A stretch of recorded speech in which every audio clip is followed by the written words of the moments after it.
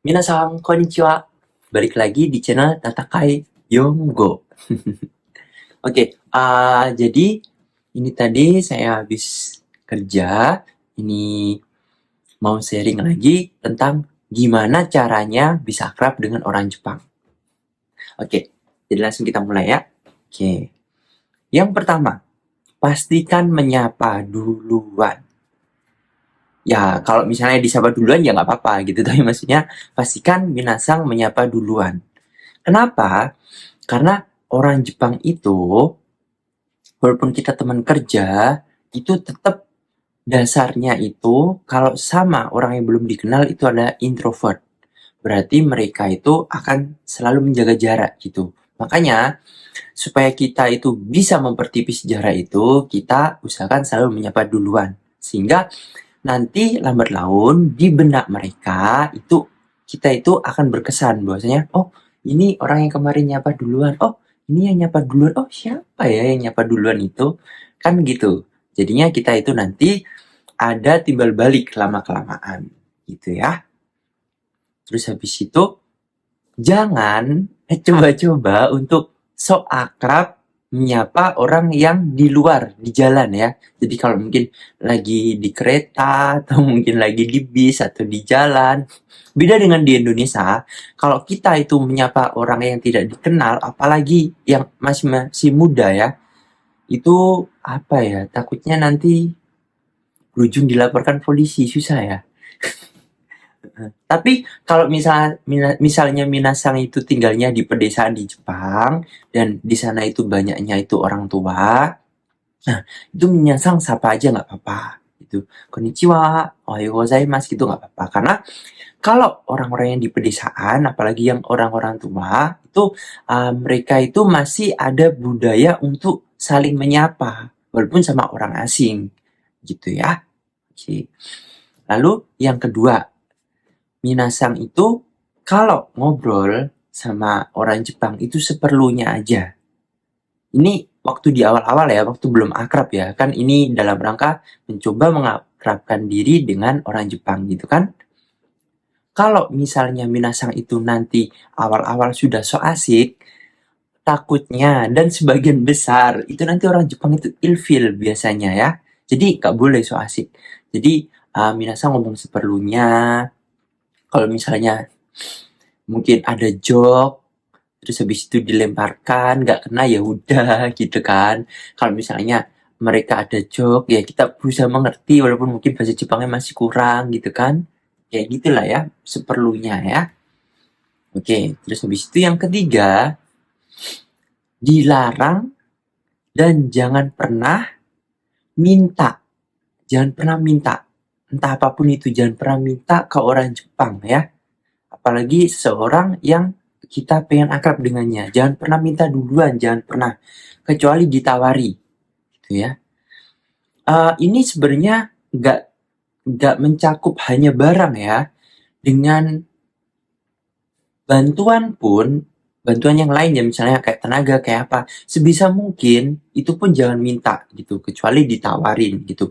Tentu aja kalau pekerjaan yang butuh kerjasama ya harus itu ya, harus apa, harus minta ya, harus minta bantuan ya. Maksud saya bantuan di sini itu mungkin kayak bantuan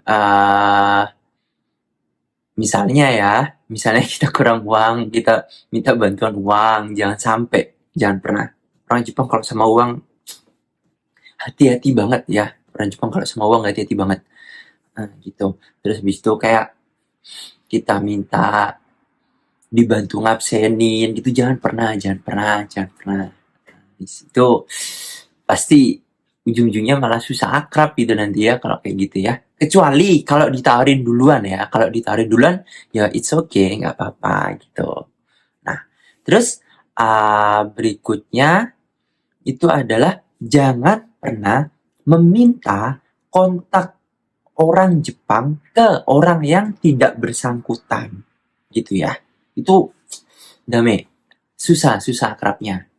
Jadi misal ada si A, terus habis itu ada si B. Teman kalian ini si A, itu temennya si B. Lah, kalian itu temennya si A. dan kalian itu pengen juga akrab dengan si B. Tapi kalian malah minta kontaknya itu ke si A, bukan ke si B. Nah, itu jangan Dame ya. Nggak boleh kayak gitu, nggak sopan di sini ya. Jadi kalau mau minta ke kontak orang yang bersangkutan langsung gitu ya. Nggak bisa antar teman gitu, nggak bisa.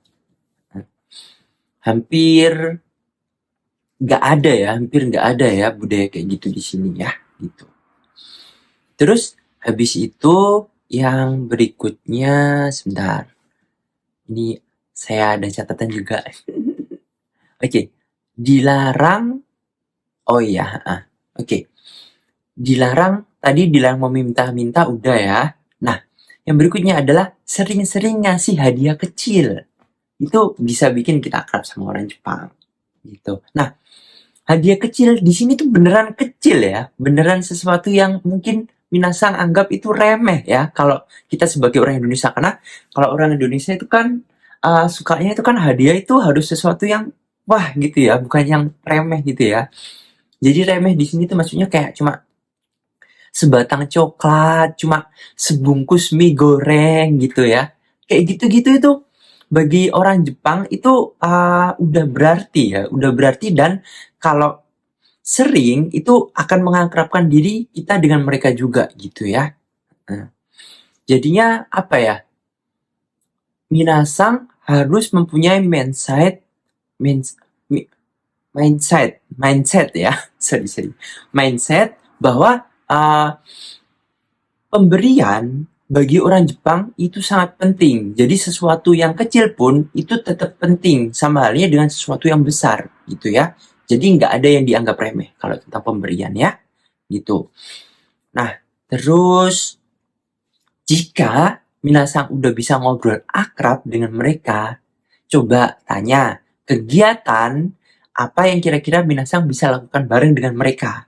Entah itu apa kek, mancing kek, atau apa kek. Dan tentu aja yang minasang juga mau ya. Ya jangan mungkin minasang malah nggak suka dugem, tapi karena temen Jepangnya suka dugem, terus habis itu minasang, kita apa kegiatan yang bisa dilakukan bareng-bareng? Dugem yuk. Terus minasang ikut, ya jangan kayak gitulah. Yang positif lah ya, yang baik-baik gitu ya. Itu kegiatan yang dilakukan bareng-bareng, tentu aja kegiatannya di luar jam kerja ya, itu akan bisa untuk mempererat hubungan juga gitu ya. Nah, mungkin cukup sekian untuk tips-tips dari saya tentang gimana caranya untuk memperdekat jarak atau akrab dengan orang Jepang. Mungkin kalau ada tips-tips lain nanti akan saya sharing lagi. Dan kalau ada yang mau ditanyakan, atau mungkin minasang lagi mencoba akrab sekarang dengan orang Jepang tapi kok nggak akrab-akrab, boleh kesannya tulis di komentar. Nanti akan saya jawab juga ya. Kita sharing bareng-bareng di sini ya. Oke, bye-bye. Sehat-sehat ya.